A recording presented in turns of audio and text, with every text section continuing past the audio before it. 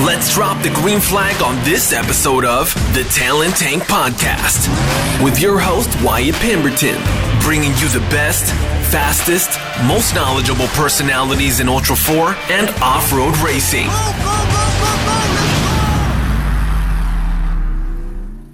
Welcome back to the Talent Tank. Thank you for tuning in today. We've got another great episode here, another great installment. We have, as you already know, Shannon Welch, the former Queen of Hammer King. I've got her here on video, and she's like shaking her head like, that's not what I was. No. Shannon, thank you for gracing us with today's interview. Thanks for coming on. Happy to be here. Thanks for inviting me.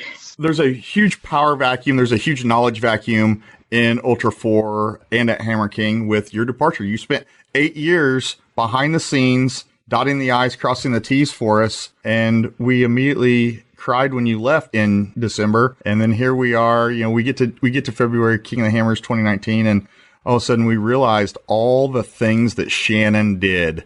Yes, there was a lot that I definitely did. There's a much bigger team than when I started, though. So the good news is that the ship is too big to tip over without one person there these days. So I'm glad to see that that's the case. That's for sure. Oh yeah, the show must go on, and it did. But it did. There were certainly hiccups and speed bumps and hitches that previously you had insured, and you ran in front of the train and moved and repaved and put out new track and diverted track and threw other trains off the track. You were very much a champion for making sure things worked and went smooth as can be for all the race events that Ultra 4 ran for the past 8 years. And then here we are in 2019. We are sans Shannon, but we're going to have a discussion with you because you are up to some really cool stuff. You have a kind of a deal going with your Ask Shannon question deal. Yeah. You're also a huge media and social media guru. You know all the inner workings in the back circle and how things work behind the scenes. That's why I've got you on. We're going to talk about that. Sure. Like I said, I want to talk about what you've been doing since you left Ultra 4. We miss you. And I know there's a lot of people that want to hear what you've been up to. Sure. And we will get there. But in the meantime, tell me what you've been up to this past weekend, because we've been trying to schedule this for a few weeks. It's not like, hey, we're going to do this tomorrow and we do it tomorrow. But this weekend I had some time and you didn't, and you were involved in a Jeep event. So there were a few different things that kind of popped up, but hey, Shannon, quick question. It was just kind of the page that I put together because people were asking, what are you doing? That was always the ongoing joke at Ultra 4 that I was convinced my name was Hey, Shannon, quick question, because I would get that all the time. That would be literally what I'd hear every time I'd say this to Shannon. Hey, Shannon, quick question. That just seemed to be a logical name for what I was doing next. What I've been doing is really kind of figuring out, I guess, what I want to be when I grow up. I'm still working on that. But social media is definitely a part of it. Event coordination is part of it. This past weekend, I helped put on the 5th annual Jeep Bash here in Southern California. It's 500 Jeeps, 45 vendors. Pretty cool turnout. Definitely doubled the space that we had over the year before, and it was a lot of fun. Not quite the desert, but it's kind of cool to be with off-roaders at the beach too, though. So that was fun, for sure. We'll get into this because I know you are a Jeep girl. You're like the Jeep girl. We will get there, and how we get there. It's a good story. It's a great story. Yeah, so it's a gateway drug. As people notice and that have been around you, we know you're SoCal, you're LA girl, but your accent is totally not LA girl. So it's too nasally to be that part of the world. You sound East Coast. Where at? I grew up in Rochester, New York, but nobody from Rochester thinks I sound like I'm from there, thought I sound like I was from there. But yeah, no, grew up in Rochester. Still struggle with calling myself a California girl, so it's funny that you do. Born and raised there, moved to California when I graduated college and been out here ever since. Yeah. So that's quite a leap to go from the East Coast to the West Coast, and you skipped over all this beautiful country in the middle. The flyover states. No, I got to see that the last 8 years with Ultra 4 for quite the small towns along the way. Ultra 4 has the ability to pick out the smallest of the smallest towns and the most hard to get to of the smallest towns, and that is where we're going to put on an event. Oh, yeah. Well, it's great. People are like, oh, you travel for a living? Where do you go? Have you been to Davis, Oklahoma? Have you been to Attica, Indiana? And they're like, no. I'm like, yeah, no. No big surprise you haven't been there, but these are the glamorous places that I go. Yeah. Honestly, I enjoy it, though. I really loved getting to see these small towns. I've learned that I don't enjoy being in big cities. I'd much rather spend my time at the local diner in some small town, getting to hear the local stories than, major city touring, if you will. So. Well, I think that's the adventurer in you, and that's certainly the Jeeper in you. So growing up in Rochester, were you, heavily involved in any sports or theatrics or debate? Yeah. Oh, all of that. The only thing I wasn't involved with was cars. But the rest of it, I was captain of the field hockey team, president of the UN club, editor of the school newspaper, voted most opinionated, Sunday school teacher. Still are. I might have a few opinions on some things, maybe. But yeah, no, I was the oldest kid growing up in our house and just went for everything all the time. And that continued through high school, got me to Ithaca College, went to school there, went to school for communication in particular, got to really focus my studies. They put me in this honor program where basically I kind of got to choose my major. So I got to pick all of the coolest classes within the communication school and really focused on technology and media and where it was going, and spent a lot of time like social media is coming. Like I was that girl in college. And then it took another 10 years for social media to actually show up. But it's here. And here we are. We're having a conversation. You were in California. I'm in southern Texas, and we can look at each other. I'm watching you on video. And well, the crazy thing is I was doing this in 1996. I'm not even kidding you. Living on a camera in 1996, just like this, 24 hours a day. So you're telling me that technology hasn't moved in 20 years on this? That's terrible. It's terrible. It just took that long for people to embrace it is really what it took. Truly. I was doing this in 1996 at the age of 18. No joke. I'll say 5 years ago, I had a friend that liked to travel with me for off-road stuff, and he was trying to convince me that podcasts were where it was at, and I told him he was crazy and to stop trying to sell me that hippie crap. Here we are. And here we are. I have one of these, right? And he called me a couple days ago. This is just a couple days ago, and says, "Dude, I told you." I was like, "I still don't know what's going on, man." That's kind of like me telling somebody that race cars are dumb and that King of the Hammers thing, don't go do that. Yeah. And then where did my life go? You touched on that you were the oldest child. How many siblings do you have? Oh, it depends on how you do the math and what kind of family tree we're putting together on that. I've got 2 biological sisters. I grew up in a house with 8 kids. I definitely have some more step siblings beyond that too. I was the oldest of 6 while I lived in the house, but there were a couple older than me. And like I say, there's some steps here and there, but my 2 biological sisters, they've been with me through everything. Yeah. So that sounds like that may be like your steps into being able to work in controlled chaos. I've definitely been doing it my entire life. That is true. Yes. I was responsible for everybody and took the blame for everything. Yes. I feel like you might have missed your calling as like a combat correspondent or something along those lines. Like, I think that is much more fitting. When you graduated high school, though, I heard you say Ithaca College. That's smaller than most high schools, right?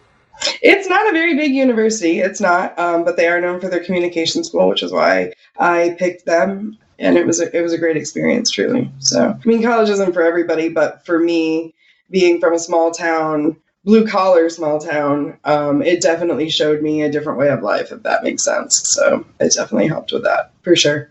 Yeah, I agree. College isn't for everybody. And I guess this perpetuated deal about that should be the next step. That's the natural progression. And I totally subscribe into Mike Rowe's philosophy on this, that it's not, college isn't for everyone. And he does have some amazing messages out there. He has an amazing foundation as well. That getting to work with him on that foundation is on my bucket list. So, if he happens to ever hear this, give me a call. I would love to work with Mike Rowe. It has been on my bucket list for a very long time, for sure. You're in the right town. His office is right there in LA. He's got an office out there by the studios. Really? Yes, he is right there in LA. You should reach out across his foundation website and reach out to him. I don't think he turns down people, especially, this is me pushing you right off the bat, and everyone else that's listening. Go! We're speaking about Mike Rowe, the dirty jobs guy, and I don't know how we got off this tangent early, but I do love tangents.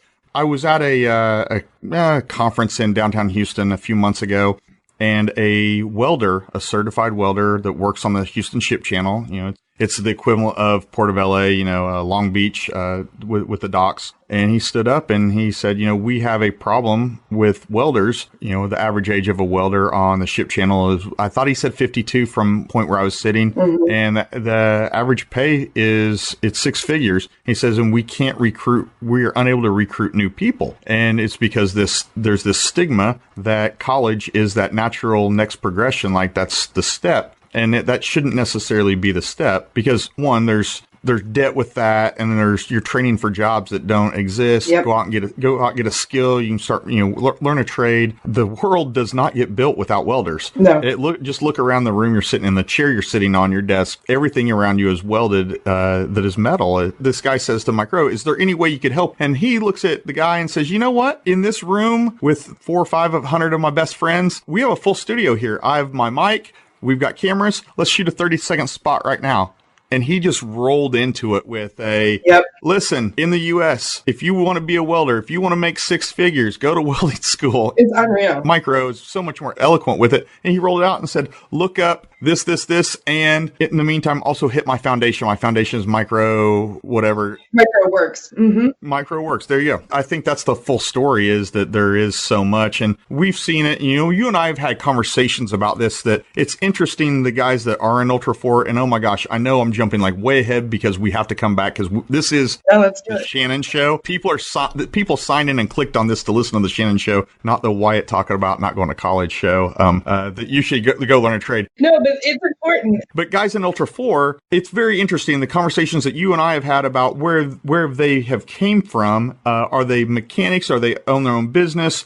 Did they go to college? Did they not go to college? Are they blue collar, white collar? Yep. And the makeup of that. And I think you have a project that you're mulling over that I'm going to stand behind you and be like, Shannon, you do that project, because I think that project is something that I want to read. And I think a lot of other people want to read, but I digress. We're getting way off topic with that. Yeah, no, but I have been fascinated for a long time with the concept of not who should go to college, but the whole idea behind being able to create things. And there's this whole thing between creators and consumers in society. And when I graduated college and I moved to California, I worked in corporate America for a good 10, 12 years. I made good money. I enjoyed that part of it. But I never felt as alive as I did when I bought my Jeep and I got to go out and do off-road. As social media was emerging, there was this ability for me to, tell the world about what Jeepers were doing, and then tell the world what off-roaders were doing, and then specifically Ultra 4, what they were doing. And what amazed me was people needed to understand that there were these pioneers that were out there creating things, that were spending their spare time in their garages on the weekends, building this stuff because they just cared about it and they wanted to build and try new things and experiment. That pioneering spirit is still alive in things like Ultra 4. And that's really what drove me to it. And really what has really made me passionate for like this last decade is focusing more on creators than consumers. Because I think that you can go through life. What I mean by that is you can go through life buying the coolest new thing and pushing paper around, but I don't think you feel a sense of purpose at the end of the day. And, and looking at why King of the Hammers grew the way it did, particularly through a recession, let's be honest, people want to build. They want to create things. They want to challenge themselves. And I love being around people who do that. And that was really what Ultra 4 was to me. So. And there's 98% of the population love to go out there and watch that 2% create.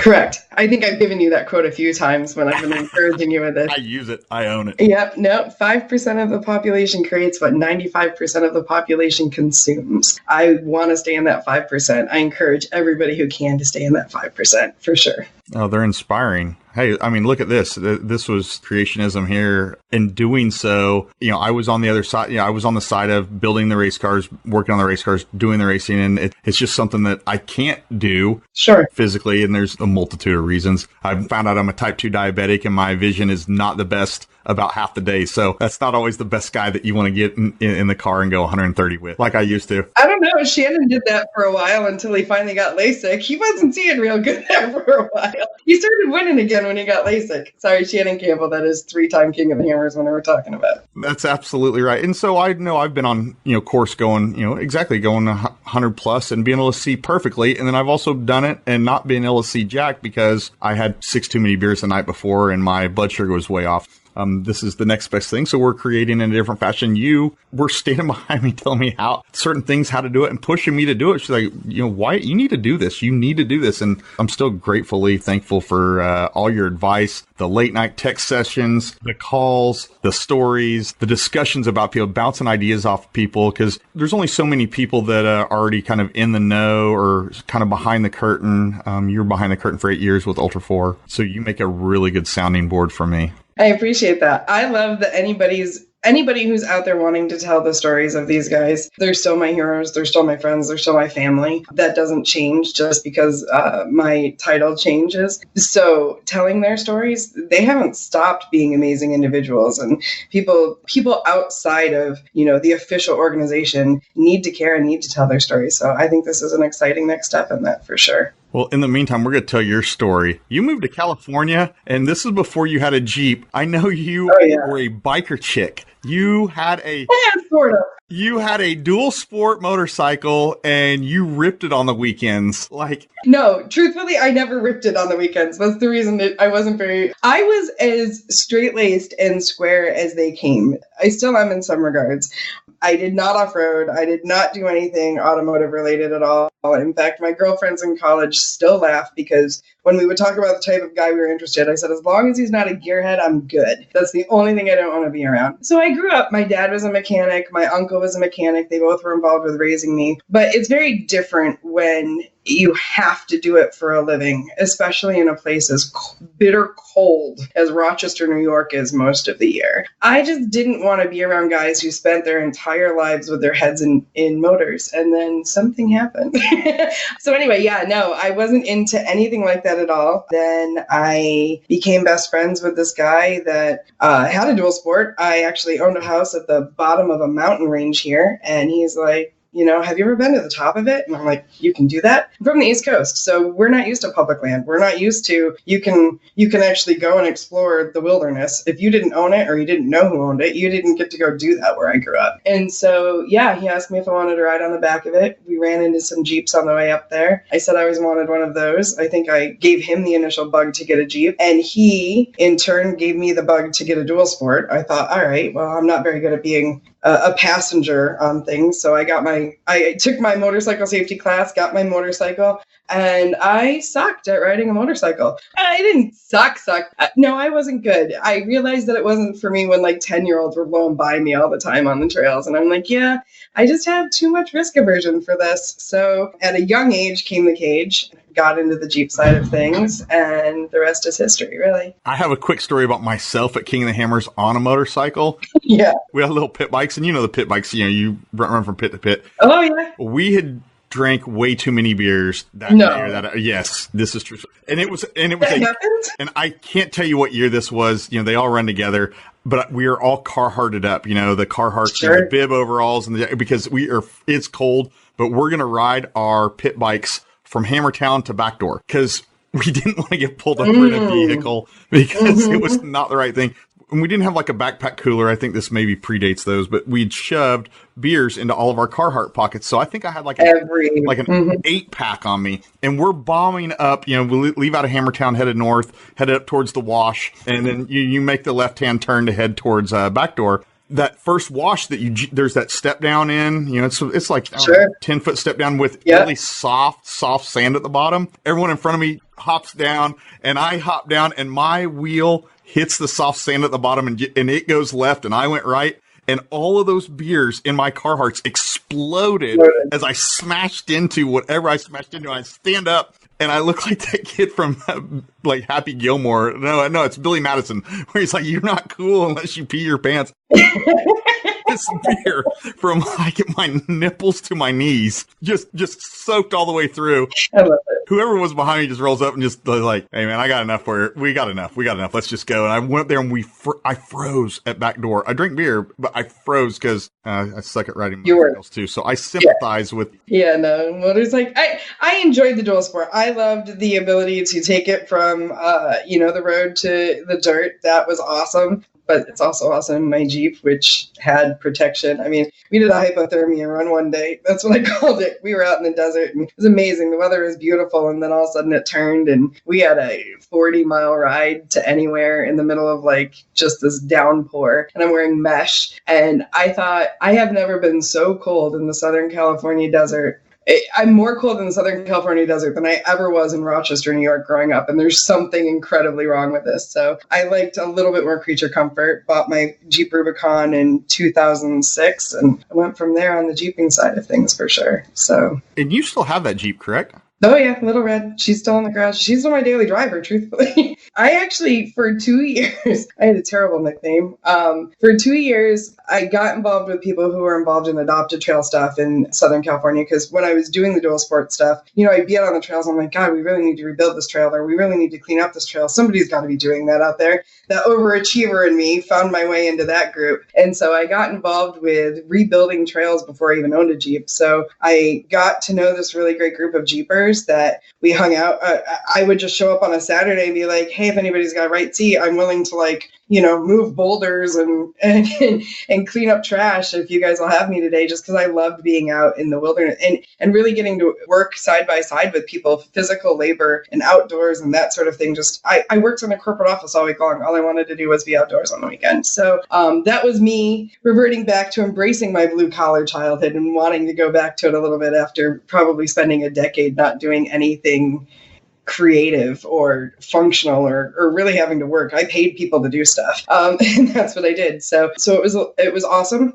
Got to know a lot of good Jeepers that way. They gave me a terrible nickname, which was hilarious. I owned it back then because they'd be like, oh, whose wife is that? Or whose girlfriend is that? And I'm like, oh, that's the Jeep whore. If you've got a right seat, she'll ride along with you. I was like, wait a minute. Let's clarify that. I'm interested in your Jeep, not anything else going on in your Jeep. Like, yeah, we know. We get it. It's just a Jeep thing. So I got to wheel with a lot of really amazing people over that period of time. Got to learn a lot about wheeling. Then one day I decided I'm tired of being the one taking the pictures and spotting and moving rocks. I want my own Jeep. And so I did. As a single female at the age of, early 30s, went out and bought my first Jeep, Rubicon. Thanks to my lovely Jeeping friends, they nominated me for this stupid reality show that wanted to be about Jeeping called On the Rocks TV. I wanted no part of it. My friends thought it would be hilarious to send in like a blooper reel of me doing dumb stuff, and they did. I'm at a trade show for my day job, which was I was a headhunter working with international law firms for years. And I get this phone call of, hey, we have this audition tape for you, but you never submitted an application form for the show. And I said, oh, there's a reason for that. I have no interest in being on your show. And they said, and they're like, oh, well, we could really use you. And I'm like, yeah, my Jeep's a month old. I don't think I've made a payment on it yet. I don't want to be on a reality show. And they're like, well, we really, really, really want a female, somebody who is wheeling, that's a woman wheeling on her own. And I said, yeah, I'm still not interested. And then they called me back like 4 more times that same weekend. And they're like, would you really consider this? I said, only if you put me in a group with my group of friends who are also auditioning. Because really, I hadn't actually taken it out into rocks yet. It didn't have skid plates. It was bone stock. There wasn't one thing on this Jeep. And they said, yeah, we'll agree to all of that. Well, as is the case with anything television related, none of that actually happened. I show up for the audition in Big Bear, and it's me on 31-inch tires in my stock Rubicon in a group of 40-inch tires, 5.5-inch lift, like just these tricked out Jeeps. And what I didn't realize is I was actually meeting most of the people that I would come to interact with for the last decade, but I didn't know. And here I was, this like girl that nobody had heard of before. They were accusing me of being a ringer. Oh, she's actually an actress. She's not really a Jeeper. They just want the girl on the show kind of thing. And beat the crap out of my Jeep. I made it into the pilot episode of the show. It aired on the Outdoor Channel for a season, I want to say. And yeah, that was kind of the beginning of the craziness that has become the off-road world, going from being my hobby to being much more than that and being my whole life. And somewhere in there, you got involved with a racer named Kevin Sakalis. Yes, Mr. Sakalis. Yeah, actually I did in all of that. That same group of friends, the ones that nominated me to audition for that TV show, they were a cool group of people. They became, every weekend we were wheeling somewhere together. And there was this kid, cocky kid, but smart and talented, a few years younger than me. And he started showing up and he would always do the dumbest things with his rigs. He was always at the front of the line with everything we were doing. And my Jeep was a baby Jeep and he didn't care what he did to his Jeep. So I'd usually, if it was a gnarly trail, like if you're going to the Hammers or something, I'd jump in with him and I'd wheel with him all the time. We did that for, probably, till 2006 I bought it. So till 2009, we'd work on everything at his shop because he had all of the tools and everything. And he was awesome. The one thing is, as a solo female in the wheeling world, I had a quick learning curve because people were cool to invite you, but you have to be able to do stuff. You have to be able to fix your axle. If you snap an axle, you have to know how to do that. You have to have the parts with you. You have to have the tools with you. Otherwise, you're just somebody else's liability and you don't get really invited on the long trips. So I learned to do all of that, which was not a natural thing for me, but did. Kevin was definitely a part of all of that. He was awesome with that stuff. I started showing up at his shop and there's parts that definitely don't look like they fit on a Jeep starting to randomly show up around his shop. And I'm like, what's that crap? What are you doing with that? What's going on there? And he's like, I'm thinking about doing something. Really, our first fight, we were best friends. Our first fight was when he told me he was going to build a buggy. And I thought, you're going to ruin everything. We've got the best time wheeling every weekend, and you're going to build one of those stupid race cars, and it's going to take all your time. And that's dumb. Turns out. No, that was really what happened. So Kevin Sakalis, he built himself the biggest, ugliest car you've ever seen. And I was a total brat of a friend. So I would go wheeling every weekend and show up at his place Sunday afternoon and be like, I broke this. Can you help me weld this back on? And I'd be like, this is where we went. This is what we did. Look at the pictures. Oh, that's right. You're stuck here working on your stupid car. I was not a good friend. And then one day I realized he was actually going to get that motor to turn over. I'm like, holy crap. He's 25, 26 at this point. Holy crap, I think he actually built a car. There wasn't he designed the chassis, everything. And I'm like, holy crap, he's going to do this. And I'm like, so what do you got to do now to get into this race? Because in all fairness, he had actually tried to qualify. So I'd actually gone out to King of the Hammers from 2008. I'd been there since 2008. 2008, I showed up after the race and I wondered why the hell there were so many people on the lake bed. Because I came from work, because we would be out there all the time and there was nobody. And then 2009, he actually took his TJ on 40-inch tires and missed by one spot qualifying in the LCQ. So then that's when he became hellbent on he had to build one of these buggy things. And so he did. I'm like, so seriously, this is like another LCQ kind of thing you gotta do? And he's like, yeah, something like that. He offered all of our wheeling friends this, hey, I've got free rooms in Vegas if you'll come to Vegas for the weekend and help me with this race. And everybody's like, sure, we're in. Free rooms in Vegas.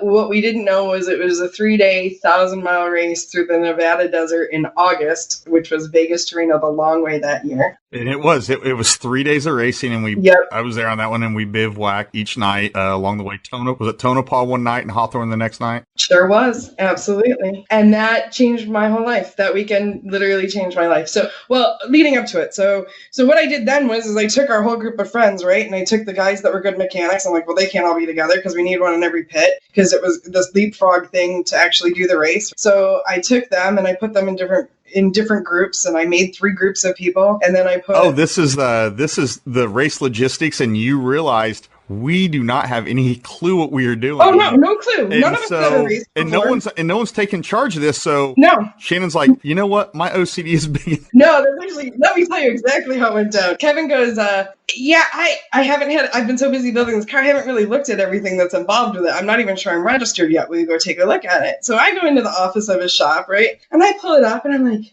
3 days, 1,000 miles. What? This is not LCQ. This isn't like a 1 mile in 10 minutes kind of qualifying thing he's going to do. Does he even know what's going on? So I go running out to the shop. I'm like, Kevin. And he's like, yeah. I'm like, dude, you know this is a 3-day, 1,000-mile race? Nevada, August? What are you thinking? And he just looks at me, pats me on the shoulder, and goes, guess you better tell everybody then, huh?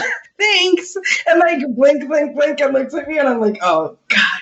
Ugh, I'm in on this, aren't I? So I go in and I start we'd never been racing. Not one. There were 2 guys in our Jeep club that had been desert racers way back when, kind of thing. But Kevin and I were, young, dumb know-it-alls. And we're like, no, we got this kind of thing. While they're like, you need to do this, you need to do that. And we're like, no, we got this. But they did help us. They did give us some. But yeah, no, everything. None of us had ever done it. None of us had ever been in this part of the country. None of us knew what was involved with any of it whatsoever. So I divided up our group of friends. There was one good radio person with each group. I'm a geek. I've got my ham license. So we had some radio communication. And we went out and we just went for it. Kevin broke the car well, actually, no. The most mortifying part was getting there and going through tech and contingency with desert racers and having them pointing and laughing at our car that I knew Kevin had worked on for so long, and literally pointing and laughing at it, right? So then we find out there's all these other people that are in our class, and the class is called Ultra 4. And I was like, Kev, did you know anything about this? He's like, well, yeah. I'm like, and they're all working together. Like, they've all like banded together, got pit crew helping each other out. And I'm like, how did we not get in on this deal? And he's like, I don't know. So we were like odd man out even within the very first time the phrase Ultra 4 was used. Exactly what you said. This is, we're in a parking lot at a casino in Las Vegas. Yeah. It is August of 2009. I was riding in the front seat of a pusher motorhome with Wayne Israelson. Yeah. Also known on Pirate as Zook Izzy. Wayne has been in the right seat of many a trophy truck today. He's love him. tuned shocks for some of the fastest in the world. And I'm with Wayne, and we are driving through that parking lot. Yeah. So in one of the left lanes coming at us is one of the well-known blue Ford Super Duty McMillan chase trucks. And I'm definitely a fan of the McMillans over the years. In the passenger seat is Andy McMillan. He's young, right? This is, this is a decade ago. And he's leaned forward. He's on the edge of his seat in this truck. His arm is outreached across the dash, across the steering wheel, pointing at the rock crawler, the 4400 class, the King of the Hammers car that is on the trailer in front of us. And that car belonged to Dave Schneider, and it was being raced by Jeff Knoll. Yep. And Dave Cole's IFS car was behind us. And Andy McMillan, I still can visualize it today. He's pointing and laughing, and I can see him laughing through the windshield. And then here we are, this past King of the Hammers, Thursday. What is running at King of the Hammers? The T1s. The trophy trucks, the trick trucks, the whatever they're called under whichever series. A McMillan won that race. And to go from a short 10 years in desert racing where we have those guys are laughing to now Andy McMillan has built and runs an all-wheel drive, four-wheel drive trophy truck based on technology that we were working on proving out in the desert a decade ago. It feels very, very cool to see it having come to that full circle. It's amazing. I mean, the last decade has been the most amazing and inspiring decade for me, from going from being laughed at like that to, that race, just to finish that story, because I could spend a whole hour on that story. But really, we got laughed at. Kevin broke, I don't remember what he broke, a Heim or something early on in the back end for the sway bar. So he had to baby it. And we ended up winning. Yeah, y'all won the class. Yeah, we won. So the biggest, ugliest car that wasn't actually part of the rest of the crew won. But I met all these people. Some of them I'd kind of met before. I'd met Dave Cole at least once or twice before. Jeff Knoll, I definitely knew. Definitely met Shannon Campbell. There was just a whole lot of people in my whole world. I met what would become my world that weekend. But it was weird going back to my corporate job after that. Everything seemed a little different. Being out there for 3 days the way we were, it was kind of life-changing. Literally money didn't matter. You couldn't get access to things, so you had to barter. Like, you were using the three things that were most valuable at that race were tools, parts, actually four things. Tools, parts, ice, because ice was impossible to come by, and liquor. And if you didn't have those four things, money did not matter, like even a little bit, because you couldn't do anything with money out there. But if you had one of those, you could make something happen. And I'll hone in on the parts. It was fuel pumps. Fuel pumps were going like crazy. Yeah. We ended up, I sent one of my girls, I think we had the only girls in pit crews, and we had like 4 women with us that to this day are my ride or die girlfriends. Love them. I sent one of them into Tonopah or Hawthorne, I don't remember what it was, to the Napa to see if we could get a fuel pump. And it was closed. The local sheriff saw her and gave her a police escort to the Napa owner's house, who then opened the store to get us fuel pumps. That was my introduction to racing. I'd never done anything like that before in my life. Within 2 years, I had quit my day job and was full-time with King of the Hammers. Yeah. And go in that direction. So Dave Cole. Yeah, Dave Cole. Dave. You tried to tackle him at a campfire, and then he gave you a job. That's the story I was told. Yes. There was some time in between those two things happening. But and they say the bigger the tree, the harder it falls. That was really good. And he's like 6'6", and you're like 5'4". 5'2". Yeah, no, 5'2". Yeah, no. You must have been staying on phone books, and you just tackle him.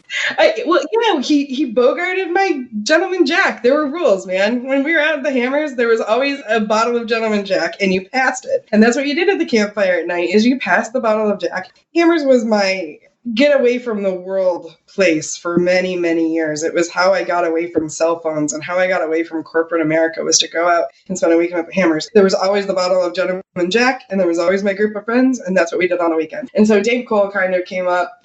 I think I'd met him once on a Save the Hammers thing before this, but we were out there with him, and he's hanging out with us. But man, every time the bottle got to him, it would just get stuck with him. And I'm like, dude, you gonna share that, or are you just gonna hang on to that over there? And I was feisty, he was feisty, so he gets up. We're both East Coasters, so we don't have any problem kind of being combative with each other, if you will. And he stands up and he puts the bottle above his head, just like a schoolyard or like Big Brother kind of thing. And he's all, what are you gonna do about it? And I just looked at him. I thought, well, the bigger they are, the harder they fall. Put my shoulder down, went kind of for like his midsection, and he wasn't expecting it at all. he had to like brace himself, so fall forward enough that I grabbed the bottle out of his hand and I stepped back and I said, that's what I'm going to do about it. And if you can't pass the bottle, you don't get it back again. And he's like, who is this girl? Where did she come from? So that was really my first, I think Dave might have remembered my name after that weekend. Now he won't forget it, right? Probably not. You go to work for him. Yeah. And that was, he took a big chance on me. It was crazy. Kevin was racing King of the Hammers with him. And so in the early days, a lot of what was happening was, we're talking days when like the Lovels would show up. The two brothers, Brad Lovell, who's raced Pro 2 and Pro 4 for years. Everybody knows his AMSO car, but he's also won 4,800 in EMC a lot of times. But Brad Lovell and his brother Roger would show up, and they would like literally sleep in the back of their pickup truck. We didn't have money. None of us were famous. It was just all about trying to get out there and race your stuff. So these guys, so everybody would come and you'd have a driver, co-driver, and then all their stuff would kind of get left behind. And then there was me. I wasn't actually driving or co-driving, but I'd come along to all these things. So I started sharing on social media the stuff that was going on. And then it kind of became, hey, Shannon, do you know what time the driver's meeting is? And hey, the drivers would reach out to me kind of between the races, like, do you know anything about what's going on? Assuming that I might have more information than everybody else. So I'd kind of become team mom for a few years in there when Big Ugly, which is what the name of the race team became known as, Kevin Zakalis' race team, we owned it, and it became the underdog that everyone wanted to cheer for. I would travel with Big Ugly, but inadvertently I'd kind of become everybody's mom or race support to a certain extent, because there was nobody really in the pits a lot of times when we were in places like, in the early days, like Ultra 4 didn't have 4 races. We would go race Lands End Hill Climb. We would go race Best in the Desert. We'd do other people's races back then. And so there'd just be this small group of like a dozen 4,400 cars there doing Ultra 4 related things to qualify for King of the Hammers the next year. Doing family things. I mean, that was where the family just turned to grow. I mean, it just grew out of that. It really did. You knew who was traveling to where, who was traveling to when, and what they were doing, and who they were, who their wives were, who their girlfriends were, who their parents were. Yeah. You brought up the Levels. Their parents always say, Brad's mom and dad are amazing people. I've seen them no less than 30 times in the last few years. I mean, it's family at these events. So, and that's what it was. It was all family. And then King of the Hammers happened. Things were really rough. Johnson Valley, the Marines were declaring that they were going to take over Johnson Valley. We had that death in Johnson Valley that wasn't Ultra 4 King of the Hammers related, but that terrible MDR accident that happened out there. Yeah, that happened in August of 2010 at the right. MDR. And that kind of changed everything. It changed everything. I mean, when people look at, I still see people posting, I'm like, man, remember when you could touch the cars? And that changed everything. And we were actually, a whole group of us were in Colorado for a hill climb, because there was actually an Ultra 4 series race in Colorado, and we woke up in the bed and breakfast we were staying on, and desert racing was on national news, and I thought, this is not how we want to make it to national news. And so what happened was, I think that was a really hard year that could have been, I think, a make or break year for King of the Hammers, to be honest with you. BLM changed all the rules on everything. I think there was a lot of stress there for Dave and Jeff going into that event. about 2 weeks after that King of the Hammers, I was back in, my corporate office job. And I think I was even on the phone with Kevin at the time. And I'm like, Dave Cole's calling me. What's that about? I mean, we were friends by this point. I definitely spent plenty of time with him. We weren't like calling each other every day kind of thing. Hey, Kevin goes, maybe you should see what it's about. And I picked up the phone and he said, I'm now the sole owner of King of the Hammers and I need your help. And I'm like, holy crap, that's going to scare people. And I mean, it was just change. It was major change, right? And he said, I'm not on social media. I know you are. I just need help. I said, okay. And so I kind of helped him announce that transition, that he was the sole owner, and was doing it kind of on the side for him while I was still trying to do my day job. And about 5-6 months in on that, it really became one of these things where it was, I was having a real tough time keeping it from my day job just because I was getting so many calls and so much stuff happening that I kind of told Dave, you got to find somebody to do this for you because I can't do this and maintain my career. You're growing at a really quick rate. And he said, well, what if I hired you? And I was like, well, I don't think you can afford me yet, can you? I mean, because it was very small back then. I mean, he was still working. He still had a full-time job. And I took a pay cut of more than half. Dave really sacrificed a lot.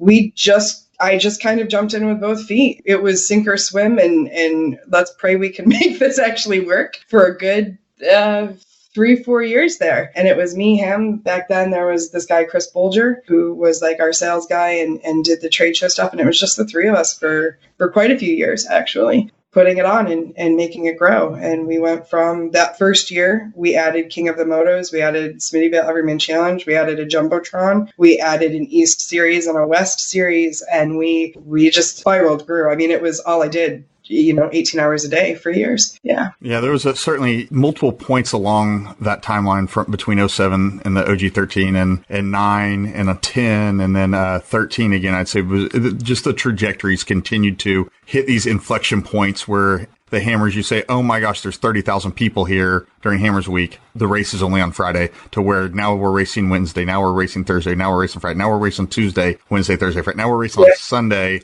with motos. Now it's no longer a, hey, if we get out there on the Friday before when they release the course map for next Friday, we're good. Now it's, no, you're rolling in 10 days before the race. That's just how it is now. Yeah. And the inflection points of, exactly where it started out as JT Taylor corrected me earlier. It was 12 guys plus Dave and Jeff and a couple camera guys the first year to now there's, 80,000 or 90,000 people that stroll into Johnson Valley. I shared on social media today, just Cody Wagner heading into his place, Lasertown, that he has there in Johnson Valley. The county or the state or somebody is maintaining Boone Road. They are grading it, adding gravel. We're walking into October right now. We're not that many months away from KOH, and prep is already on for the 90,000 people to come in and out of there 6,000 times during that week. Absolutely. Absolutely. And it was crazy because there was kind of two things happening simultaneously back then. One, it was obviously we want to grow this. We want to make Ultra 4 a household name. We want King of the Hammers to be the biggest thing there is out there. And that was what I wake up every day with, is that thought. But there was a second thought that was driving both Dave. I don't want to speak for Dave, but certainly everybody knows how passionate he was about saving the Hammers. But both of us, it consumed us. Multiple people along the way told us that the only way we were actually going to be able to save the Hammers is to make people care about it. We had like this twofold on why we needed King of the Hammers to become so big. Yes, because it paid our bills and was our job, but also because if we didn't make enough people care about it, we were up against the Marines. So we really needed it to become something that everybody had a vested interest in. That was something that telling the story of the Hammers, telling the story of King of the Hammers just became this narrative that we told as often as we could to get as many people to care about it as possible. And that said, it wasn't a popular stance to have the off-road community had, that the outdoor recreationalists had about saving Johnson Valley. It was not a popular stance to have about that because you were against the Marines. And if you were against the Marines, then you were against being a patriot. You're against being American. You were against training our soldiers, allowing them to be trained to go fight in Iraq, Afghanistan, in similar terrain as what Johnson Valley owns. And that was a hard, really finding the delicate balance in telling that narrative was so important, because there's nobody that I know of in the off-road community that is anti the Marines. I mean, we love our troops. We thank them for their service. We believe in what they're doing. And yet there's also this part of us that's like, public lands are public. For somebody like me, and quite frankly, Dave, we didn't grow up with public lands. To me, it felt like it mattered more to us, and we understood what a precious resource it was just a little bit more, because we didn't take it for granted, because it wasn't something we grew up with. And so it was this magical thing that you got to have that if it was gone, you don't get it back. And a lot of the ways that people had gone about, trying to stop closures from happening just really weren't working. And so that was actually really cool, because it continued to keep Jeff Knoll, who was Dave Cole's first partner in King of the Hammers, involved, because he cared about saving the hammers too. So Dave and Jeff got to continue to work together, and I worked with that. Jeff kind of spearheaded this coalition that really worked on that. And we kind of changed the rules on how we did it. We got lobbyists involved. We got petitions, but petitions on a huge scale on, whitehouse.org to make the president respond to it kind of thing. And I was very much involved with that. So while half my job was promoting races, half my job was getting people to care about what King of the Hammers, what the hammers were, and what it symbolized to all off-roaders everywhere in the world. And that wasn't a task I took lightly. I'll say that. Yeah. Yeah, no, absolutely. At the end of the day, I don't think you can't sit back and say like we won. I don't think anyone won. I think what came out of it was, a very, very cool sharing of our natural resources. As is the case with any compromise, nobody feels that they got what they wanted out of it, but both walked away with more than what the other side wanted them to have. And it wasn't even other sides. The part that makes me probably the most happiest about all of it is the Marines are now our allies, 100%. Well, Hammer King's allies, 100% out there now. They let some of the land even be used for the race. They think it's a really cool thing to get to be a part of. And it ended up on such a positive note. I mean, yes, it stink that we don't have as much public land as we did. Sure, that always stinks when we lose public land. Am I stoked that it is federally designated OHV land and it's protected for generations? Absolutely. I am, absolutely. Yeah. Well, so we can kind of jump forward a little bit, and sure. What you were doing with Ultra 4, I think everyone kind of knows. I mean, without knowing what you did, everyone knows that you were more or less the glue. That was a phrase used a lot. Mom was used a lot. No, Dave's a visionary, and you don't get many times in your life. Some people never get to work with a visionary. I mean, he has such clear ideas of what he wants to do sometimes and how big he wants to go. He does not limit himself on that. And it was amazing to get to work with him on that level. Exhausting at times, but amazing, because he's just like, we're going to do this. And it's like, how are we going to get from here to there? And so a lot of what I was the person that figured out how to get from here to there. Or sometimes the person going, you're out of your mind. Half the time telling me he was out of his mind just made him double down on wanting to do it. But no, I was the person that, tried to make it all come together as far as, the social media, the websites, the public relations, all of that was me.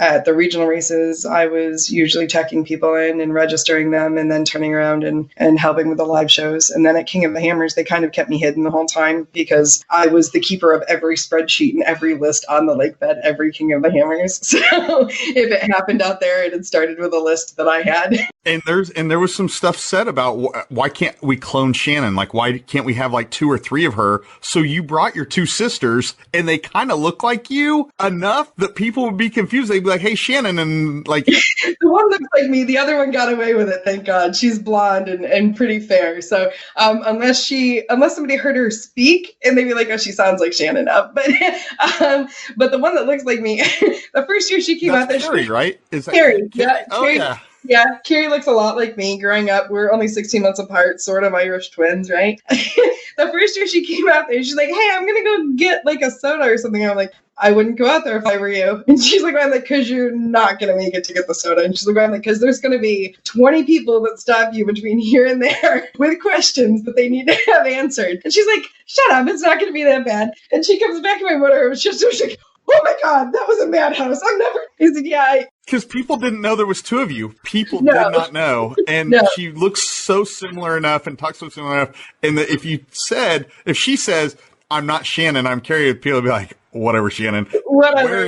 We're not. And she really didn't have answers back then. Eventually, she came to him answers. She's actually a spreadsheet guru. She's amazing with spreadsheets. So is Dave, actually. Dave's really good on a computer. But so she kind of became the keeper of my spreadsheets and keeping me going on that while I was dealing with everything else. But she actually made a jacket she used to wear out there. And it was like in Star Wars lettering, and it said, "This is not the Welch you're looking for." On the back of it. So if anyone came walking up behind her, that was kind of her way of being like, you're not getting who you think. But the same thing would happen with Dave. So there's this guy, Sean Bootsma, who actually helped every year with race ops. And he's tall like Dave. They're built kind of similarly. And I definitely remember walking by people going, "You ask him. You go ask him." No, what is... I'm like, and that's not Dave, by the way. And they're like, "Oh, shoot." Dave has a brother, and Dave's brother came out and worked. 100%. He had the same thing going on with Chris Cole. If it wasn't for his jacket that said it did not say Dave, I don't know what Dave... Yeah. I know Dave's brother's screen name is Chris, yes. Yeah. Phillies fan 55. That's I know his pirate screen name from 15 years ago. I can't remember his name, but that's how terrible that is. You would get those three of them confused. Now there's no confusion. I mean, it's Dave, and still Dave. But you just dropped a bomb on us. I want to sneak back to that. Sure. That you said Dave is a spreadsheet guru and is a computer guru. Like, he's good.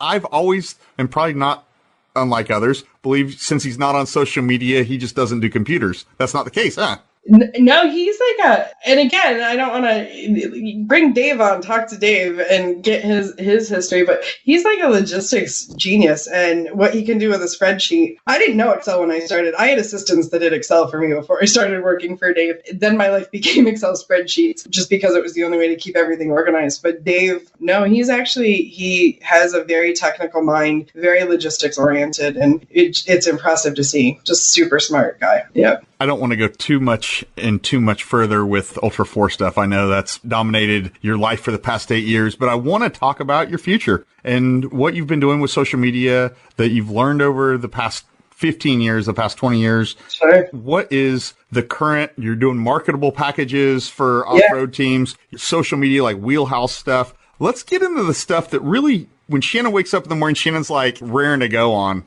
Yeah, well, for me, it's always been about telling stories. It's always been about, you have to start with the story. You have to start with the narrative. And I love, one of the things I've been doing this year in particular, I've gotten to help out some family members, some small businesses, some teams a little bit. The one thing that I can do, but quite frankly, it's just too pricey for most people. I can't be your social media person who's doing your daily posts for you, but I can be your strategist. Really what I love doing is sitting down and going, okay, this is what we're doing today. This is who we want to target. This is the message we need to get out there, and coming up with a way to get that message out there. And then it always has to be tweaked a little bit. You have to figure out who your audience is, how to find your audience. And really, social media has become so savvy with that. It's tough. It's changed a lot. How I never spent a dime on paid social media for Ultra 4 and King of the Hammers. Like, we did that all organically, and I'm really proud of that. To get 250,000 followers basically organically is huge. Yeah, you'd mentioned to me, in this era, or leading up to this era, that building organic followings was something that was doable, but it's not so much doable today. No. Discuss that and the reasons why that, because for me, that was eye-opening. Like, I just still was of the belief that you can build organically, and it's really not set up that way. No, the game has changed a lot. And part of it is social media is out of real estate. That's the easiest way to explain it. Everybody has a page. Everybody has multiple pages that they're responsible for. I personally think I'm the admin on 35 pages. I'm not even kidding. That's obviously more than the average person, but the average person still, if you have one page, you usually kind of have a couple, or whether it's, Instagram or Facebook or Snapchat or whatever it is for you. So people's eyeballs can only look at so many things in a day. And when there's that much out there, you have, I don't know about you, I've got 3,000 friends on Facebook, and I probably follow 300 pages. There's not enough hours in the day to see 2 to 3 posts a day from all of that. So Facebook algorithms, Instagram, owned by the same company, let's keep that in mind. Their algorithms try to show you the things that they think are most important to you. And so you have to constantly understand what they're doing with their algorithms. And that changes quarterly sometimes. So if it's an entire industry to really understand what's moving the needle and what things are hurting hurting you. So you really need to understand that. But even more than that, so back in the day when you were buying likes, you were literally buying like Asian or Russian farms that were just creating fake accounts that were going like. And that was fake. Like that was nothing more than buying your followers. And you can tell that when you look at a page and it's like they have, 2 million followers and 4 people like any image they post. Clearly they bought those likes. But now when you pay, you are paying to get your message in front of the correct audience that might not otherwise see it. I'm going to throw this out and say are you buying the ability to bend the algorithm? No, you're not. So here's the thing that most people really don't understand. And this is what people are hiring me to help them with. I can put up an ad. I could say something like, I've got a dog. I love dogs. I could literally put a picture up that says, I love dogs, right? Now, if I just say boost this post that says, I love dogs, because my brother runs a bunch of pet stores. Let's say I put up this post that says, I love dogs, and I want to get that to I'm trying to promote his pet store. I'm not twisting the algorithm, but if I just say, send this to anybody in the United States, well, that's dumb, right? Because I could be sending it to non-dog owners. I could send it to people that are nowhere near my brother's store. What I'm doing in that is I want to go in and I want to be able to find dog owners. So I'm going to select an audience who has an interest in animals, pets, pet rescues. So they've already liked pages related to those things. People who have liked PetSmart or something like that. So I can select it and then I can go, oh, well, my brother's store is here on 125 Main Street. And then I can say, I want to select people who have an interest in dogs that live within 10 miles of 125 Main Street. I'm paying to target my message to the right audience is what I'm doing. And when you do that well, you can spend $5 a day and grow insanely because you've actually taken the time to identify your audience and create a message that they want to hear. Whereas if you just go, hey, let me throw $100 at this post and hope that something good happens, you're not bending the algorithm, but you're being smarter about who sees your message. Because quite frankly, if you're a race car driver, why would you pay to put your message in front of people who live in urban cities that have never off-roaded in their life? Why would you want them to see your message? You see what I'm saying? No, absolutely. Very clearly. I mean, I've actually struggled with this and learned this about this little foray, this whole little podcast deal and who to market it to. So far, it's 100% organic. But when you and I discussed ways to grow this, offline prior to this interview, my eyes were open. There's all these other panels behind the Facebook panel that Facebook has for Facebook business. Facebook has for their ad manager. Instagram too. And for Instagram. So you go into ad manager and you fill out your business information or your personal information. And then as you start to build audiences that, and I say build audiences, you're building a profile of what you believe your audience looks like. So then they take that profile and apply it to each profile. Correct. Yeah, this guy matches the profile, so we're going to show him this guy's ad. Correct. And then they help you with that. They'll literally, you have some scores in there that you can look at. I mean, it's a lot of data. It's a lot of back-end stuff. It's what I've spent my life doing. You look at the back-end and they'll tell you, hey, this doesn't have a great relevancy score. And if it doesn't have a great relevancy score, it means that the audience the ad that you created and the audience that you selected don't mesh. People aren't interested in what you're doing. And they're actually trying to help you. They're saying, look, if you actually make this look better or you tweak your audience better, you could get a better response on this. But it's a lot of work and it's not something that the average person really wants to do. And you don't also want to, it's an exciting time because the small business owner and the race team or whatever doesn't really have the resources to go hire a big time marketing company. And so I love kind of being that kind of middle ground of being able to say, yeah, I can take on 5 or 6 clients and really tweak their messaging and do that kind of thing for them. So that's what I've been doing along with some event management. Yeah. So niche boutique marketing. And that said, there are teams in Ultra 4 today that do have on-staff media guys that are 100% dedicated. And it should. Yeah. Yeah. And when you hear that and when you see that, it is eye-opening. This is big business. 4,400 Ultra 4. This is big business. This moves a lot of dollars. This sees a lot of eyes. This gets a lot of touches. And if you're not being smart about it, if you just come in and you're just pushing it out, you could be actually counterproductive to your future You're a hamster in a wheel at that point. If you're not being strategic about it. Some people, through sheer force of they just post nonstop, definitely get some followers that way, but that's an exhausting way to go about doing things.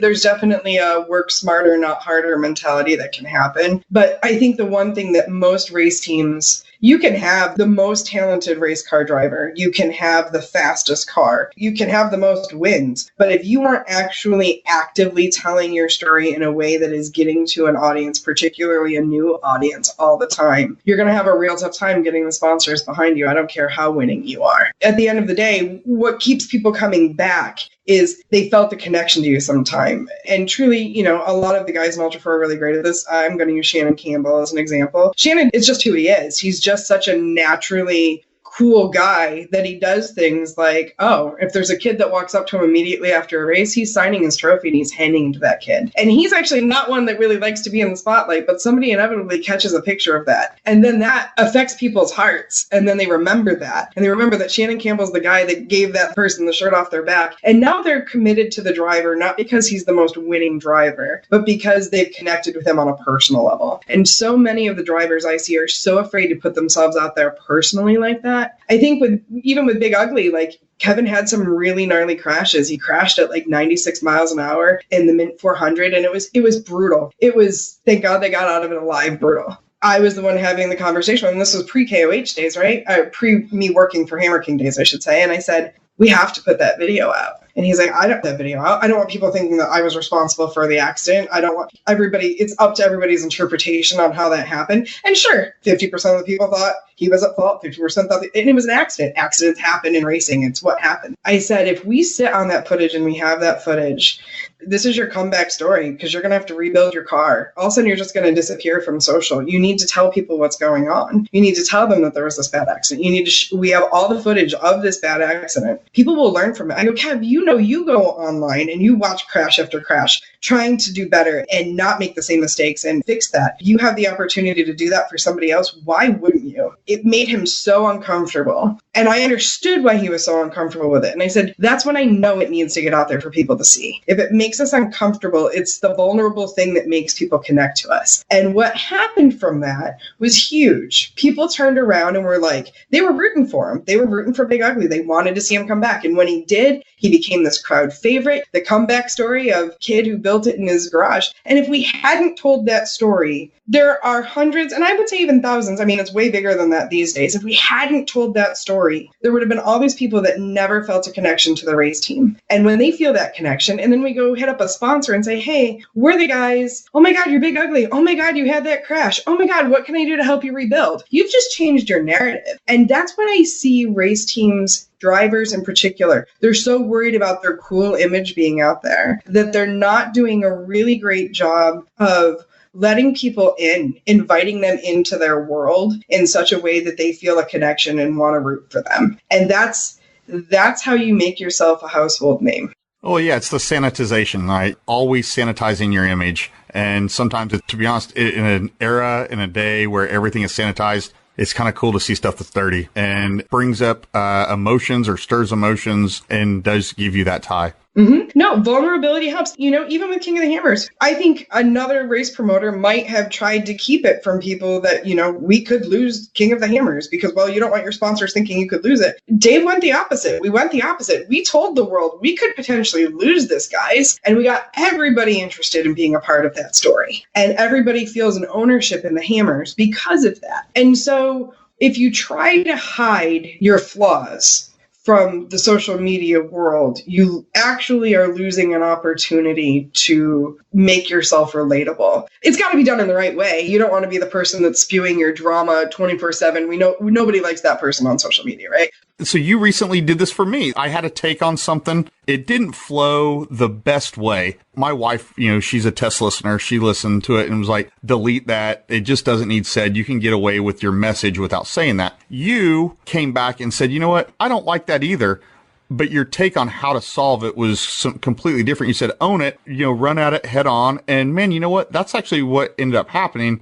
The feedback I've gotten out of that was, it was very heartfelt. And that was rough. You have the ability, just black it out or white it out, however you want to look at it, redact it and move on, or shine every light on it. There's nothing to hide. And that is something I've really enjoyed about working with you, that I've gotten to see how you look at things. Just having that sounding board to get that other take has kind of been very cool to me, because I would have gone the other direction many times on stuff, and you've opened my eyes to things. I really love the way your mind works. Awesome. Thank you. Thank you. Yeah, so that's what I'm doing. I gotten to work with a couple of family members on some of their stuff. I've gotten to work with, a couple of small businesses on what they've got going on. I actually got involved with a big music festival and bike rallies and that sort of things, because I love the event side of it. I love getting to travel and put on events, and there's a lot. I didn't realize my job had never existed in the role that it did at Hammer King before I created it. And so there's a lot of skills that I learned there that I didn't realize what I was learning along the way. And so it's been cool to be able to jump in. For a couple of years, I helped out with Nora at the Mexican 1000, and being able to be like, hey, I've got a way we can streamline this, or hey, there's an easier way to get that message out to people, or we've definitely got to get more organized on something 1000 in general. But I do enjoy that aspect of helping manage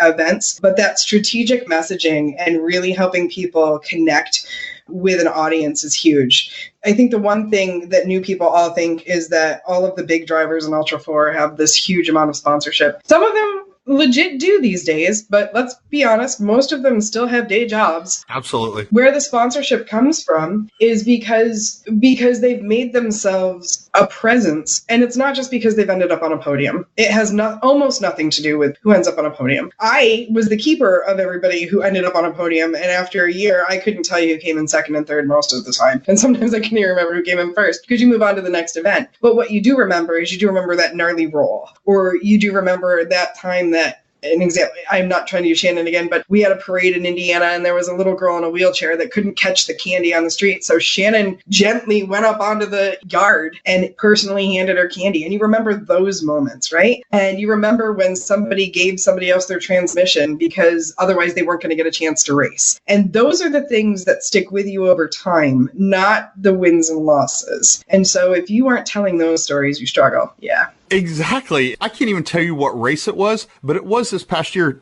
Dave and Hammer King did away with the live feed. It crushed us all. Actually had the live feed being done away. It was at Ridgecrest, and it'll be at Nationals. But let's say if it had not gone away, I don't know that this podcast would have gone forward, because I don't know that I would have thought, we're going to get our fill. We're going to get Miles on here. The big change that I saw this year that I actually maybe turn and take huge notice and huge heed was some rednecks from Kansas, Lucky Dog Racing Team, Levi Shirley. I say it loosely, close friends calling them rednecks. They are hardworking. I would never put them in the technologically savvy category when it comes to social media and that sort. I missed that boat by a mile, because Levi came out, and instead of there being no live feed, Levi runs a Wi-Fi camera playing off of an iPhone in his car and live streams the entire race from inside his car. Game changer. It was the first time I got my heart pumping in a long time, because I wasn't at the races. This is the first. Gene Mooneyham, who people call him Father Time, whatever, probably the biggest volunteer. He and I had an ongoing a rivalry on who had been to the most Ultra 4 races before this year, because we were both close from the beginning of time to last year. And so you see a lot. You've been around a lot, but I've always been at the races. This is the first year I was at home. And so, I definitely, missed the live feed too. And when Levi did that, I was sitting in my car somewhere. I think I was running an event, and I had to stop for lunch, and I was like glued to my phone. And I'm like, I had this excitement that I hadn't had in a long time. And that was cool to feel. And I think that one of the good things that came out of this year is drivers can't rely on the organization to do all of the promotion of their own race team. They can't. It just, the whole thing doesn't grow. And that was the thing for many years. Ultra 4 and King of the Hammers, everybody was working together to promote themselves, I remember, I keep referencing the Campbells, but Tammy, she's like, Shannon, how do I do this on Facebook? Or how do I do that? And we all were learning together how to do those things. And so that needs to continue. You just can't assume that the race organization with hundreds and hundreds of drivers, you have to figure out how to get yourself in the front of that. And it's not always whether you make it on the podium. No, you're spot on every level. You have to find a way to differentiate yourself from the fray. That's just it. So Shannon, before we close this out, I want to ask you about, some aspirations, the future. I know you have some dreams about Dakar, and I know you have some dreams about maybe another literary project. Yeah. So what got me into this was before I was even involved with anything off-road related, I had a buddy who borrowed my TiVo to record this crazy thing that would run in the middle of the night. It ended up being Dakar that he was recording, and I didn't know anything about off-road. This is the same guy who introduced me to dual sports motorcycles, by the way. So he'd turn it on, and I'd be doing other stuff in my house. He'd literally come over to binge watch Dakar. And I'm looking at it, I'm like, how do they get from place to place? How do they coordinate? Like, where do they set up at night? Like, and he's like, this is what you're thinking about? You're not thinking about the actual race? Like, you don't care that they're going fast. I'm like, no, I want to be the person who actually makes that happen. And he's like, you're not right. and so, when the whole Vegas to Reno, the long way came up, I'm like, oh, it's my own mini Dakar. And then I loved it so much. I was like, how do I get to keep doing this? For years, anything, I would ask myself two questions, and I decided for about a 7-year period of time, I would, if the answer was yes to these two things, I would jump in with both feet, which is how I ended up taking a pay cut by half and joining the circus with Hammer King. Was I would ask myself, will I get to race more, and will it get me to Dakar? If the answer to those two things was yes, I would find a way to do it. And I did that for years, and it led me on this crazy path that I've been on. But then Dakar ended up being like 2 weeks before King of the Hammers. So I kind of had to put that on hold for a little bit. I still have a goal. I would love to go to Dakar. I do not want to go I've never been a spectator at any off-road event. I'm not going to start now. Some of the things that Chris co-drives with a lot of different teams, I manage communication and comms and do all of that for fun on the side. Yeah, I want a team to need me to go with them to Dakar, to help them make it happen, and to be that glue that they need to make it happen one day. Yeah, that's still a goal. And any other cool adventures like that somebody needs, that rock who's going to make it happen for them that isn't necessarily in the car. I'm your girl for that one for sure. On the other side of it, the literary side, I've been on my own journey with just writing. I write these ridiculously long things, and I do it specifically on Facebook, so it disappears after a couple of days. That's learning to tell my own story and be more vulnerable, right? Because I tell everybody else to do it, I got to do it too. At some point, I see a couple of books. I have some ideas. I don't really want to give away too much on that. And, everybody says, oh, I'm going to write a book or I'm going to do a movie. So I'm not one to really say it unless I'm actually going to do it. So we'll see what happens with that. Yeah, we'll see. Shannon. Yeah. So how do you feel about where we're at today? Yeah, we've talked about a lot of topics today. I've enjoyed it. Hopefully your listeners enjoy it. And I've had a great time talking with you. So coming back to you, you are an open door policy with Shannon. You can hit her up on the Hey Shannon Quick Question. Reach out to her if you are looking for some social media help. I'm sure that her business would very much appreciate you giving her business. Let's support those that support us. Well, Shannon, thank you for coming on.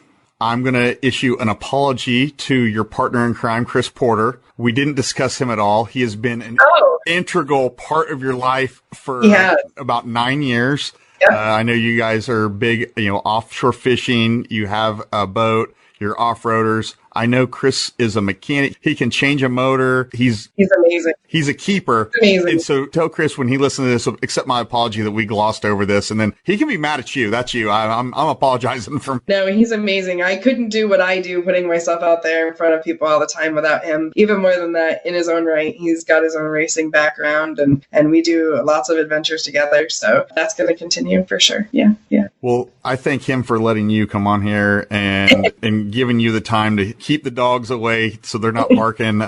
So we're able to knock this out and just what a dynamic dialogue. I think it's people are going to listen to the Talent Tank and they're looking for race dialogue and they're looking for, how races went. And here we are, we're talking about marketing and social media and writing and where the world is today on that. And then how that parlays into our race world. But Shannon, thanks for accepting my invite on. Thank you for all the advice you've given me on this little adventure. Thank you. Thank you. Thanks for having me. All right, guys, we're going to cut out here, but I hope you enjoyed this episode. Thank you for listening and taking a dive into the Talent Tank. Please like and subscribe on Instagram @The Talent Tank or our website, thetalenttank.com.